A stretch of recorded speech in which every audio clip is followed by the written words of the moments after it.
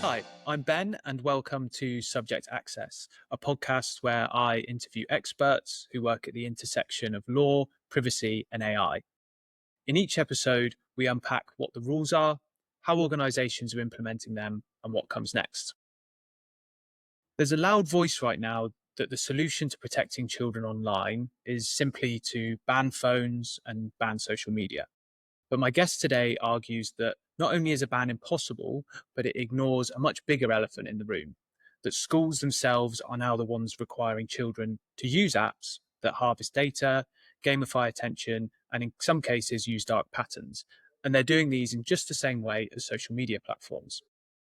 My guest today is Claire Archibald. Claire is a legal director at Brown Jacobson and a former school business manager who has built a service helping schools to navigate GDPR.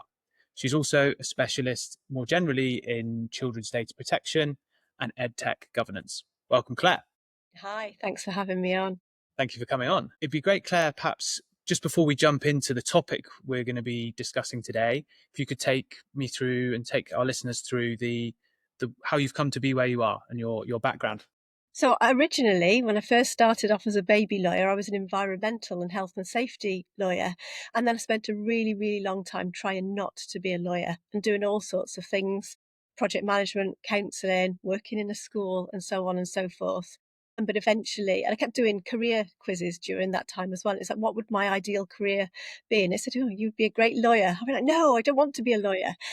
But eventually I found myself, GDPR and a real passion around that. And there's a personal story behind why I'm particularly passionate about children's privacy. So I've got 3 children of my own, early and late sort of teens, and one in their 20s as well. So I've watched 3 children growing up in a digital world, and I've watched a real change. But actually, I was a Brownie leader back in 2009, 2010, 2011, and all of those years.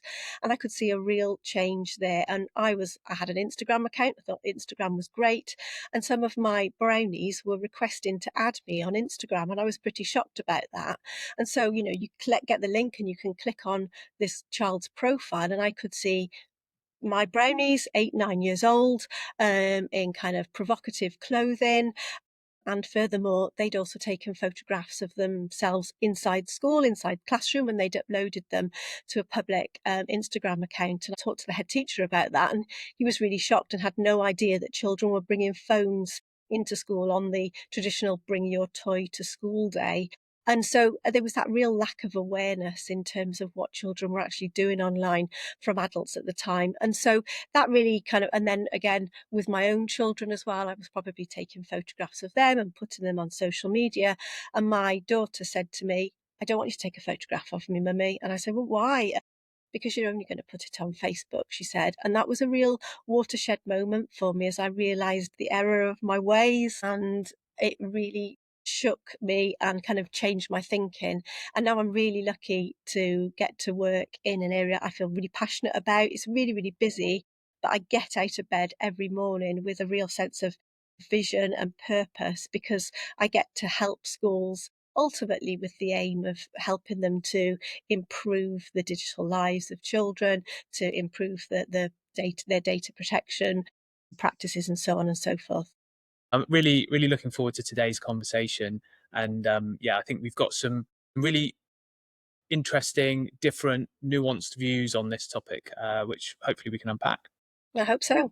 Yeah. So what I would like to do with this one, and I think we've started doing this with the episodes, is setting a bit of an aim. And what I've formulated for this episode is to unpack this debate around children's use of tech and looking at both the potential consequences of banning certain tech but encouraging others. And what I think would be really great to look at as the starting point and viewing this through your lens, Claire, of we shouldn't ban children from social media.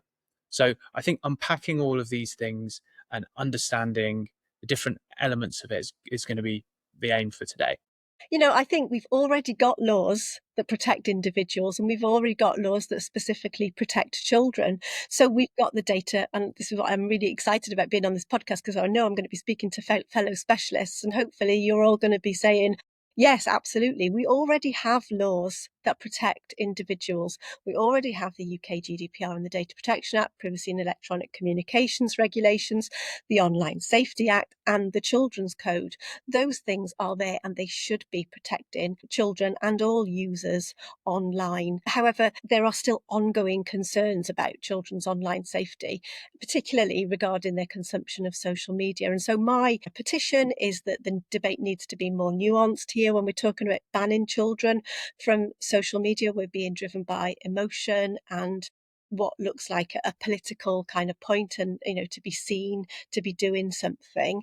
But actually what we should be doing is looking at better enforcement and regulation of the existing laws that we've got.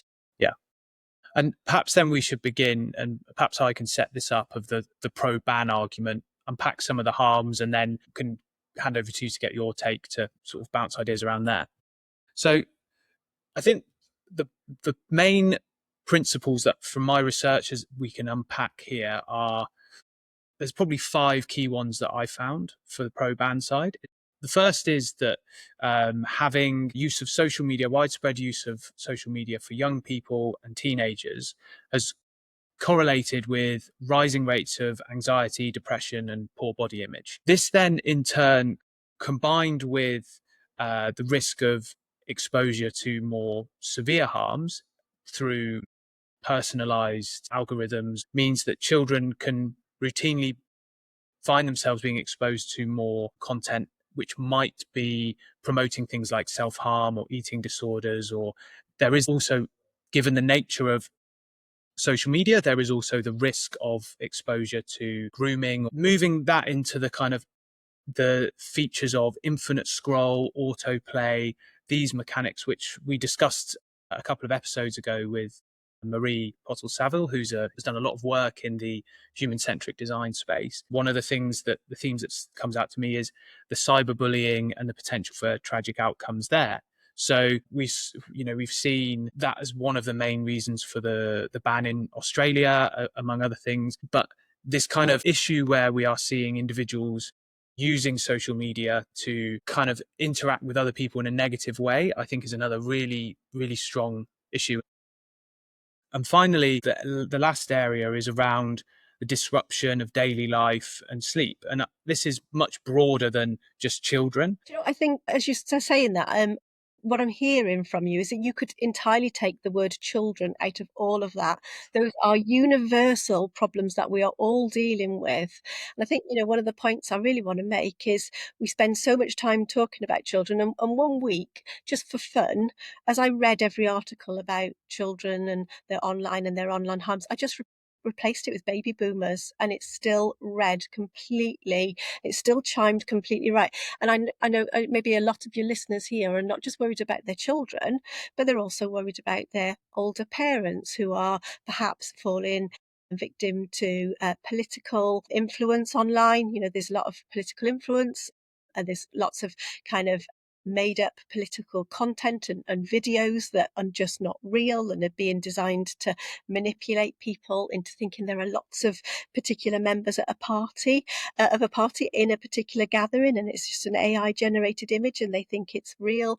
Or they're perhaps being missold payment, funeral protection plans, or financial advice, or any kind of friendship. So as I say, everything you've said, I think, yeah, children, but it is all of us. It's a universal problem.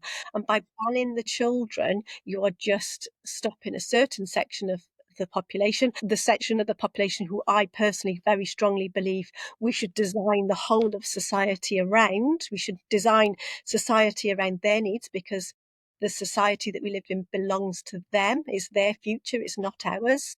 We should be designing it for them and making it safe for all in the process. And by saying, you're an adult, you're okay, actually there are lots and lots of very, very vulnerable adults out there who are just as vulnerable as some children, if not more than other children as well. And, and so you get this kind of ban debate. And really, when you look at work like the Five Rights Foundation, they're really interested. They've been looking at this space and children online and their safety for a good number of years now. They've got some really high quality research. You go on their website and it's like there's a quote from a child saying, "I just can't get away from this. I wish I could turn it off." They are really looking into the face of the problem, but even they're not calling for a ban. They're saying there is an enormous potential. The internet is societal discourse. It's where we live our lives now.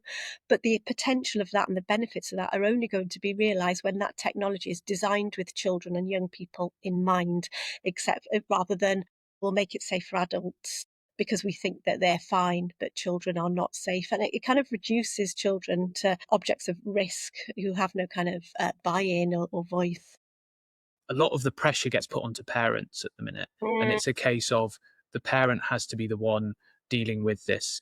And this is I think a common issue across all of all human centric design is saying, well, hold on a minute, like it's impossible to expect a human to be able to deal with all of these things going on when actually the reality is that the tools themselves, the programs, the software, the apps need to be designed to work with them rather than against them and then force them to try and absolutely. counterbalance it. We might get into this a bit later because I know you were going to ask me some questions about consent. But again, this idea that you have choice, you have responsibility, and this kind of addiction to this idea that you have to get consent and parents have to consent to this thing, so you have to consent. I think consent is not a universal good. There's a speaker called Jenny Tennyson. I think I really admire her on this. She's so eloquent. And I think the most responsible thing that can be done is to make responsible, careful choices about what is done to people and with people. It's a bit like those cookie notices. When you go on the websites and it says, "We care about your privacy, and so we share your personal data with 163 carefully selected vendors. Click here to opt out." Yeah. They don't care about your privacy. The consent is some kind of veil for putting responsibility onto individuals instead of people doing the vendors and platforms doing the responsible things themselves. And I think in this respect, there's this kind of thing about parental responsibility. And unfortunately, doing the work that I do as well, you do pretty quickly get to see that parents don't always act in the best interests of their own children. And that's one of life's tragedies. And I don't think enough is said about it. And I think, again, with children and this online debate, I think it becomes children are some kind of a status symbol or a power play between politicians wishing to make a point rather than really genuinely having children's best interests at heart. So I think, for me, what I'm really concerned about is that this is the politics of subtraction. What are we going to take away from children? And instead of, what are we going to restrict that feature, terminate that service? And it's that, as I say, politics of like prohibition that's treating children like kind of passive objects of risk rather than active sort of participants in their own development. Well, perhaps then we can just hone in on that. And um, why is a ban not a proportionate response? Why would that not work? The interesting thing about the government is they have got a consultation out at the moment on children and social media, and that's quite an interesting consultation. What I like about that consultation is it's also open to young people to respond to, which I think is quite positive. But I do wonder kind of how many children even know about it or have completed that consultation. Then we look at Australia, of course. Australia did the thing that we're currently debating, which is implemented that full ban. They did that in December. So ostensibly, they have terminated something like 4.7 million children's accounts, which is what we kind of want to say. However, it has not worked in Australia. 2/3 of children, underage Australians, still have access to social media accounts. It's just not worked. And the way that the Australians kind of are trying to get around this is by putting age assurance methods, biometric estimation, government ID checks. All of that involves processing vast amounts of sensitive personal data. And so what they're doing is they're kind of trying to protect children and their privacy, but also really stripping them of their privacy. I don't think that's a particularly coherent provision, and it's just not working. And if we look at what we've got in the UK, we've got, 82%. So Ofcom did some research. 82% of 10 to 12-year-olds are already on social media. But they shouldn't be unless their parents are consenting, because you've got that Article 8 and rule around in the GDPR in terms of children under the age of 13. But we're not enforcing what we've got. So if the current kind of ban or prohibition or restriction, I think it's what to say, is not working, then what's really the kind of theory of change for Yeah. how we're going to change it this time round? I think that the thing that stood out to me there is you mentioned the age appropriate design code. I was working around age gating and looked quite closely at that when I was working at a mobile games company. Do you think that that almost weakens your argument to an extent, saying like, okay, well, we've tried this approach, this hasn't worked. The only option really is an outright ban here.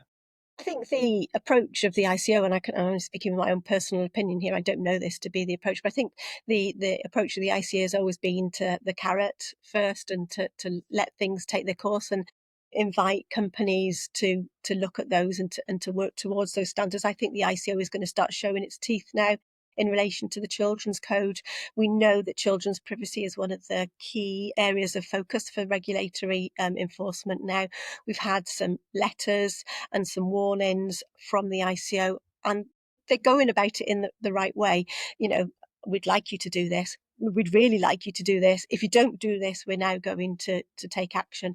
So the next step is going to be action. As I say, I think a lot of people might have preferred it to gone, here's the law, and next week we start enforcing and start fining. But that's not the pro-business approach of the ICO. One thing I'm thinking about here is are there any blueprints or anything we've seen in other countries around enforcement or actions that have taken in relation to children's data? We've obviously talked about the Australia example. Is there anything else that you've seen out there in that space? So very recently, we've had some really interesting movement from the US. So we've got the case in the Los Angeles case, the bellwether verdict. So that was really interesting, because that really took a different approach, because previously these providers of online systems have always been able to hide behind a particular section of a particular act, which kind of protects them from liability for user generated content. But actually this litigation really focused on the product design rather than its content. So actually, we saw here, I mean, it was for an adult, but this young person was 19, but she's basically saying she became addicted to social media. And again, we got a 6 million total award there. And again, basically, the claimant in that case kind of said she was addicted to it because of the design features, and liability was found. And I think that's going to really open the floodgates. You've got to remember that the majority of these companies are American companies that design products for the world. They got these kind of, I think it's like 4,000 similar cases are now pending following the outcome of that. And you've also got the case in New Mexico, again, really centered around consumer protection law, finding that Meta had kind of deceived customers by claiming platforms were safe for children, but then basically making design choices that did completely the opposite. So again, those things are showing me that the US courts are doing what our UK politicians are kind of avoiding, really, by this ban discourse. They're specifically interrogating those specific design choices rather than kind of reaching for that blunt ban. And that product liability law is really changing what the platform does. Again, I'll just say a ban only changes who can access the platform. And then, of course, in the UK, we've got like the Molly Russell inquest and all the work there. And again, the coroner in that Molly Russell case didn't say that children should be banned from social media, but said that the design of those platforms should be changed, much again like the Five Rights Foundation, who are saying the same thing. And I think we should be really tuning into those well-considered voices, not that kind of soundbite politician who wants to be seen as being strong on this. So I'm just thinking there about the ban argument of basically if you ban people from something, they will still find ways to do it. You mentioned in Australia, they will find back doors. It may even force them into unregulated spaces. It's kind of like the black market argument of, you end up being in a more risky place by trying to solve the present solution.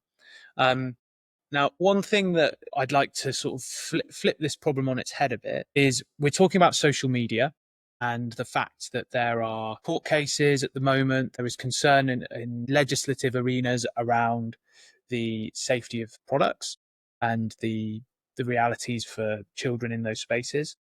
We're also using, I think I talked about this at the start, we're using EdTech in schools, which has similar engagement mechanics. Now, I can see that there's an initial potential hypocrisy that people might say that, we're saying in this classroom, this is fine, but when you're at home, you're not able to use these products if we go down the ban route. But also in a classroom, there's almost not that consent option. Hmm. Um, my first reaction when I was reading about this was, well, the ed tech piece is much better. It's got a positive outcome for children, whereas the social media one, if we go by those arguments, it says there's eating disorders being shown, harmful images to children. So how would you come back to that point? Oh my gosh, this it's going to be wind me up and watch me go here because you're really in my wheel there where I'm, very passionate. There's just not the same awareness. Just going to, you saw me sort of gag a little bit and choke when you said about, there's all these harmful things. There's some really great things coming for children online, and I'll kind of expand on that in a bit. But yeah, there's just not the same awareness, perhaps unless you're a parent and you're being required and you're getting pings on your own mobile phone, log into this app, have a look at this, have a look at that, here's a notification.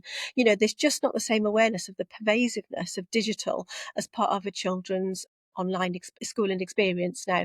And, let's be frank, there's some fantastic ed tech out there. There is some absolutely amazing pedagogical, well-researched ed tech that leads to really good outcomes, but there's some poor ed tech out there as well. And there's some poor decision making out there as well. And again, schools are not always making decisions about procuring ed tech driven by kind of pedagogy or safety.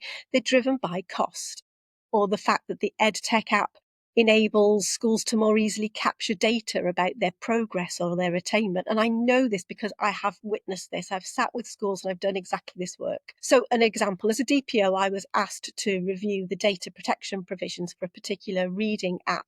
This reading app was designed to replace those physical little books, the little reading diaries, the little handwritten reading diaries for 4 and 5-year-old infants.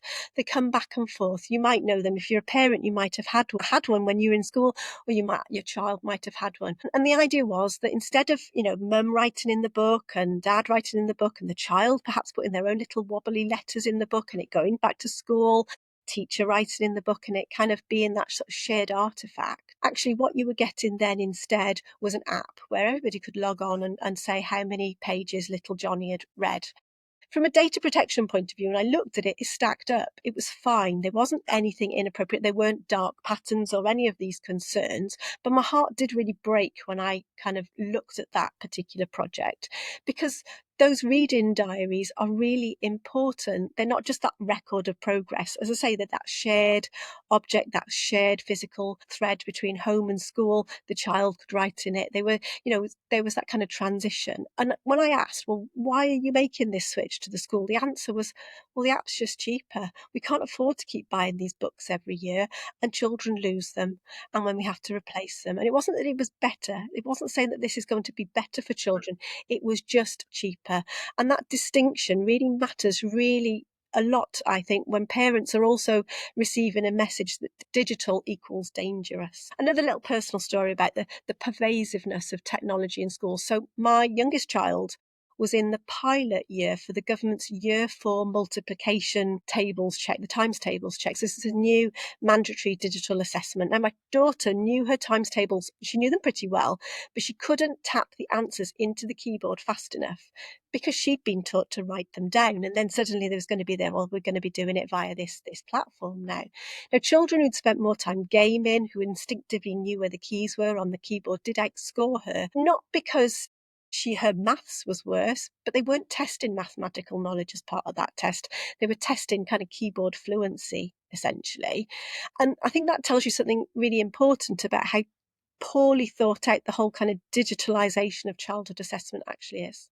Mm. And the third story, because I think this is about stories, because your listeners might not be aware of this, just to kind of drive home this point on that pervasiveness again, on the point really about turning children into data sets. There's some really popular reading assessment platforms. So basically, children read books that are assigned to them according to what level they're reading at, and then they read the book ostensibly for pleasure, for their development. They are then given a multiple choice quiz within the platform at the end of reading that book in order to assess their understanding. Now, I know that children will just randomly click any button to get rid of that multiple choice questionnaire as fast as they possibly can. I can't think of anything more depressing than finishing a book that I've read for pleasure only to receive a multiple choice test as a reward for reading it. But again, that test is replacing the need for a conversation with a teacher. It's easier to capture in terms of data points to show an inspector in terms of here's the evidence of progress of children moving through the reading things. Now, I think if you're listening and you're a parent, you might be aware of that. So, like I say, there might be that proliferation of apps now for you to log on to, one for homework, one for, office notifications. And I get them too. And I cannot wait for my youngest to finish so that I don't get any more notifications from one particular app. But, I get them and it's, oh, see how your child is getting on with her science scores. Now, I wrote about this in a blog a really long time ago. And so I kind of feel, and I'll talk about this, I'm like simultaneously thrilled and frustrated that we're discussing this now, because I'm like, I've been saying this for years. But basically, if you've got parents who are stood in a playground and they're glued to their phones and the children come out of school, you might not say to your child, what did you get up to at school today, dear? You probably already know because the app's probably already told you. You probably stood there in the playground reading on the app about all the things that your child has got to up to at school. It's really hard to get information from children when they come out of school about what they've done in school that day. Really, They really can't interesting. do anything. Yeah. It's just, again, it's that kind of thing, you just go into the app to find it out and you don't have a conversation with your child. But as I say, you get me on my bandwagon about this now, but you can see how pervasive EdTech is in school for every single touch point. What's come through in a few things you've said is that, like, we're talking about tech, we're talking about privacy, data, is that actually the human element here is coming through really strongly. Use of these tools is reducing human interaction, is reducing driving up efficiencies, but we're losing something of that kind of human touch there. I wonder as well, something that seems to come up quite a lot in the education space, particularly I think for university age, but I guess it makes sense throughout the whole school system as well, is this loss of ability of thinking. If you can just chuck something into AI and it answers the question for you, what's the learning thing? And I think that's probably a good 5-part podcast series in itself. But one element I just wanted to get your take on is, so I've started using Notebook LM an awful lot for my own learning. So I will put a particular topic in that I want to learn, and then I will put that into Notebook LM, and I will engage in like a Socratic kind of dialogue. Yeah, Yeah, love that. and you have a back and forth with it, and you can use that approach. You can say, teach me like I'm a 5-year-old, and slowly get more complex. All these techniques. And then I thought, well, we've talked a lot about the dark patterns and potential issues with the approach that both social media and kind of educational tools are taking. I looked into it, and there's a number of tools which are using that almost dialogue method of teaching, kind of just thinking about these like fair patterns or positive patterns that are coming Yeah. out as well. And so one of the things that we have got in the UK, which I think is really good, is we've got the Department for Education now coming out with some very strong standards. So the Department for Education generative AI standards. And so, they're not aimed at schools. They're not something that schools must comply with. They're aimed to support schools to help them to make good product choices, but they're aimed at the vendors and the developers of these tools. So they're talking about these patterns, in terms of making sure that EdTech tools don't solve problems for children. You can't have that cognitive offload. that children, there's not that hook in to keep children hooked in, like the gamification, really important around, making it clear to people that they're not engaging with a real person. So you shouldn't have AIs being called cutesy names and things like this. So there's some good stuff. Again, what we really need is some strong enforcement around this, and we need a strong framework. And one of the things that I'm really keen on, and I know the ICO have been doing lots of work on the background in this, is really understanding. So we've got lots of data around EdTech in the US and dark patterns and where data is shared. We don't really have that same data for perhaps UK. So we know that the ICO has been doing work on this. And I think really the aim there is to gather that information with the intention for the government to instruct the ICO to design a EdTech code of conduct. So an additional, code like the children's code, but specifically for EdTech.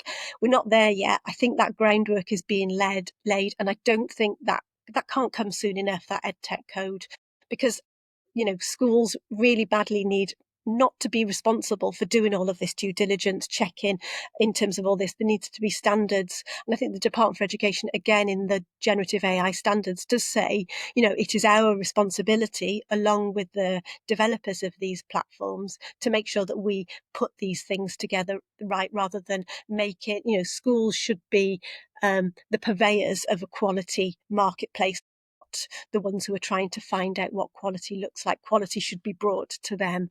And so there's some good stuff there. Yeah. But as I say, going further with an EdTech code of practice, things like standard terms and conditions, being really clear about, vendors need to be much clearer about whether they're the processor or the controller. And again, can go take me down a little rabbit hole in terms of that, if you like.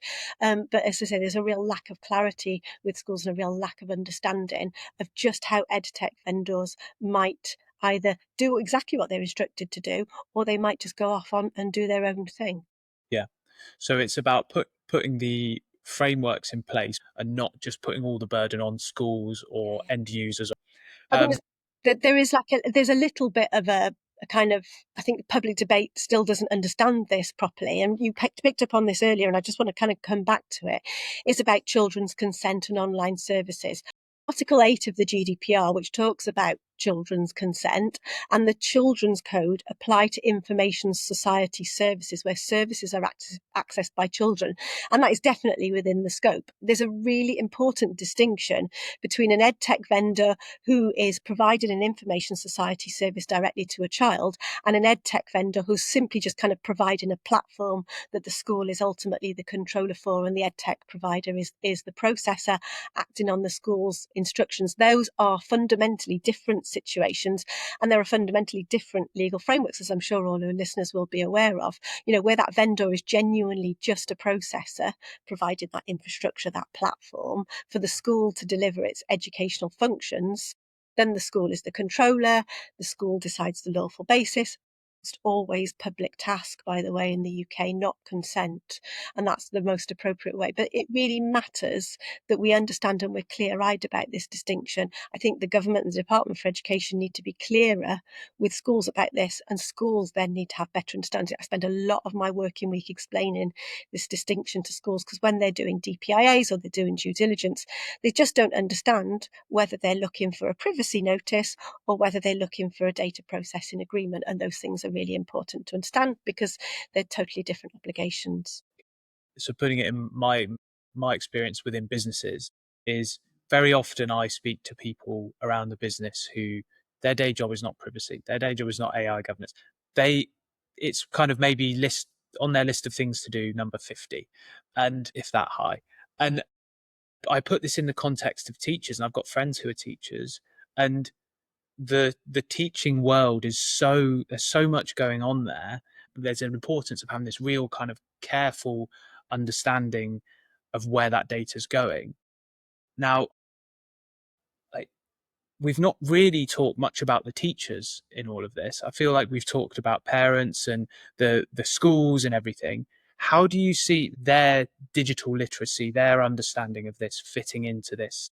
Yeah, I'm situation? gonna say one thing that's my particular bugbear. It's not just teachers that work in schools. There are lots of other staff who are non-teaching, and as I say, it's really important to recognise there are some really excellent people who do have more of a specialism who are not in front of children. But you're so right about digital literacy. I've got a little bit of a story actually, and this has happened quite a number of times now. Teachers are now becoming more aware of children's privacy, particularly around perhaps images of them appearing on the school social media or the school Facebook. And so, what teachers might do, and as I say, I know this has happened several times, head in the hands moment. The teachers thought the best thing to do to protect those children's privacy online was to put their class photos into an AI kind of cartoonify app and to turn those children into cartoons and then put that on the website, and that was all going to be okay. And I was just like, there is so many data protection problems and AI governance problems with that. And everybody's saying, oh, I go off again slightly on a little bit of a tangent here. But again, one of the things that I found kind of really frustrating is that there's this obsession now with, I'm a bit grumpy and agitated about this obsession about children's personal data going into AI. And oh my gosh, we can't put children's data into AI because what happens to their data. And I keep, as I say, I've been jumping up and down for some time, saying I have been saying this for years. This is not a new problem. EdTech vendors have been taking children's personal data and using it for their own purposes for years. So I'm simultaneously really frustrated that people think this is a new thing with children's data going into AI, but also really thrilled that actually this is now surfacing as a debate. So I've got a particular story here, again, about a particular EdTech vendor during the pandemic. They were using the platform, children were learning online at the time. They had Google Ads on their learning platform. And when I spoke to the owner of that company, they saw it as completely fair game in terms of covering their own costs because the platform was so cheap for schools. And they were like, well, this is the cost of us doing business. How can I afford to offer this to schools for £1 a pupil when that's never going to cover the cost of me even hosting the platform on the platforms? And this is how I need to make my money. As I say, Hmm. you can see all these stories back and forth, total cognitive dissonance about everything that's going on.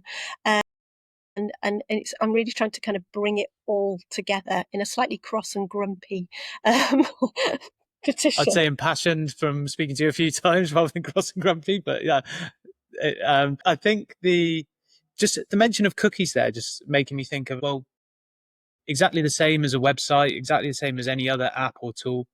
What are those cookies being used for? And if Mm. they're being used for targeting of products, or perhaps being feeding into algorithms which are then surfacing certain content on social media platforms, those kind of things, that to me is that you start to see why the argument, for banning comes back in.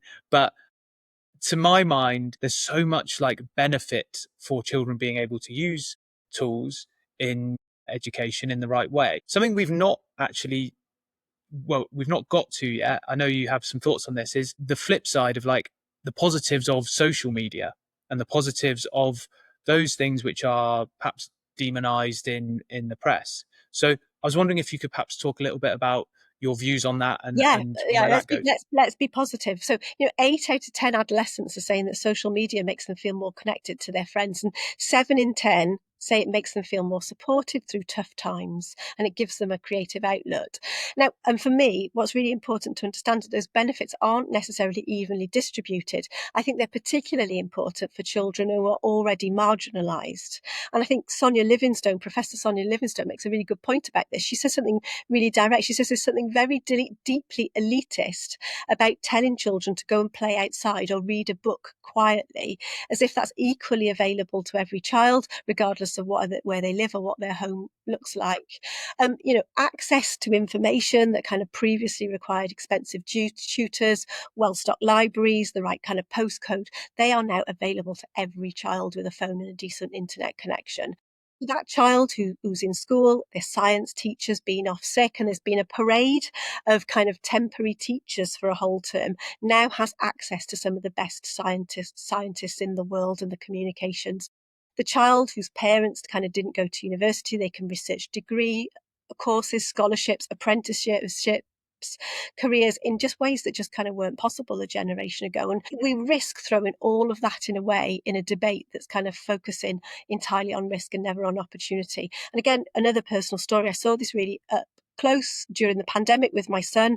School was gone, the structure of that kind of classroom was just removed, and he was able to really take control of his own learning and kind of directed and personalised it. And a lot of that was on YouTube.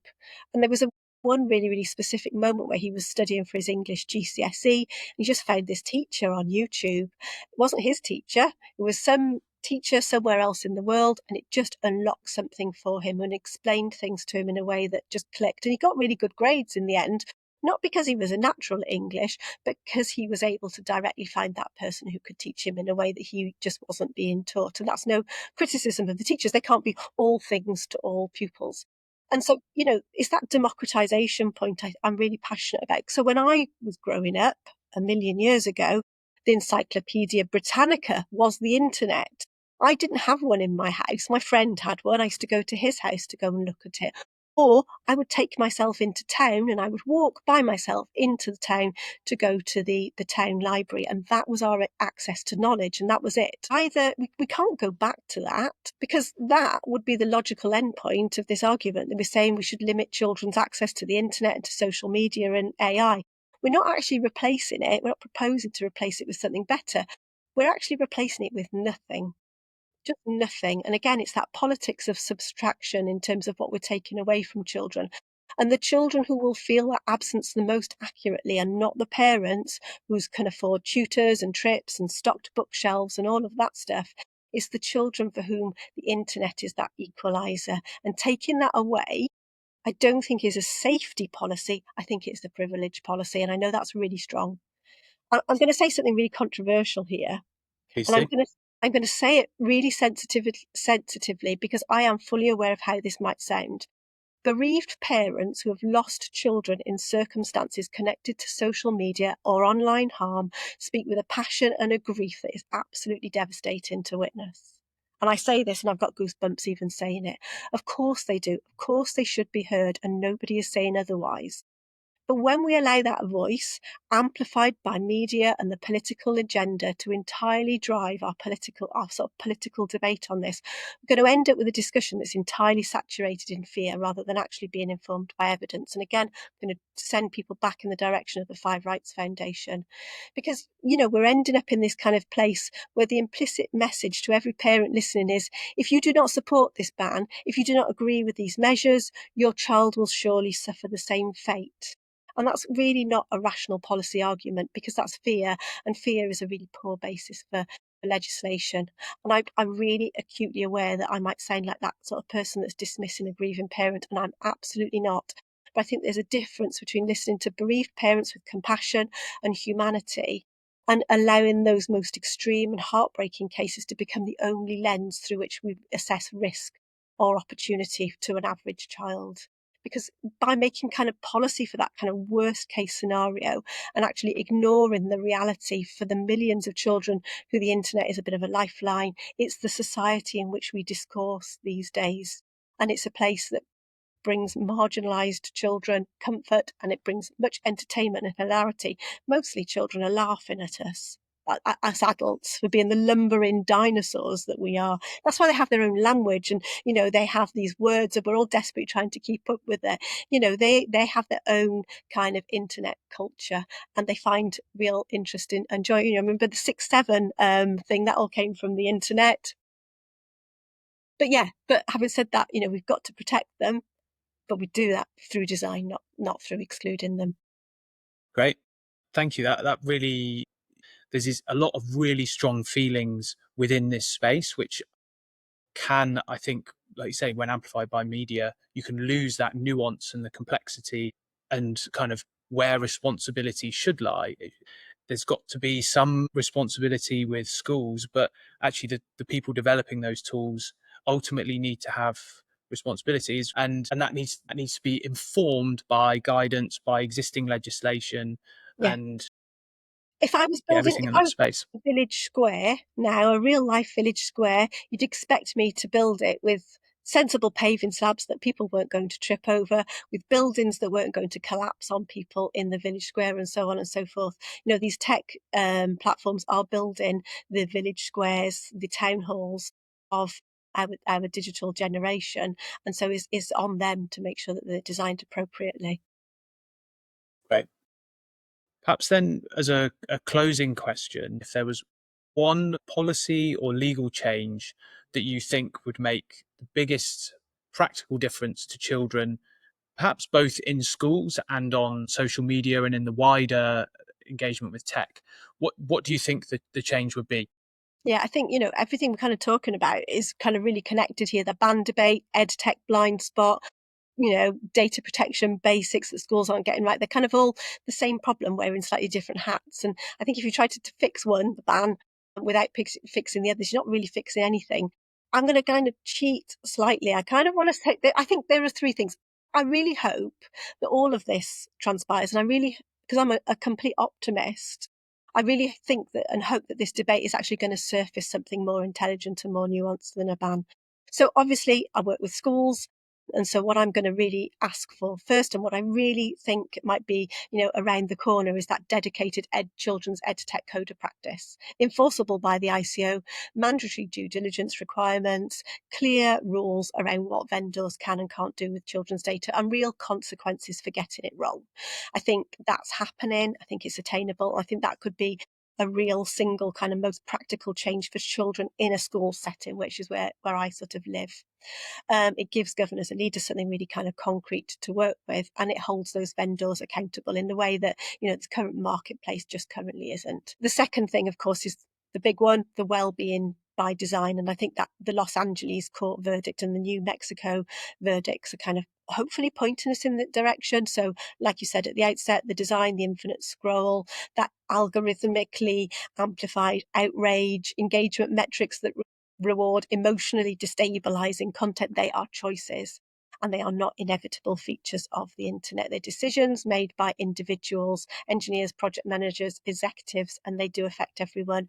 And I think that, for me, would be the best benefit for all of society, whether you're a teenager or a child hooked on cocoa melon, or whether you're an elderly adult who's being drawn into kind of radical politics, that well-being by design. But then I think really taking it back to the education space again, I'm going to put digital literacy a real top priority. So properly resourced, properly assessed, not that annual you shouldn't talk to strangers on the internet kind of perception.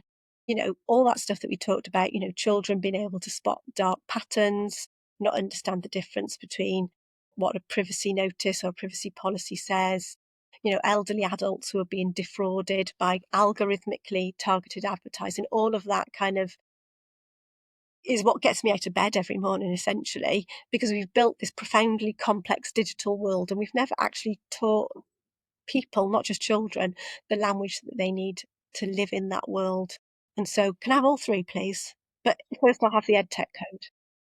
Okay, that's a good place to start.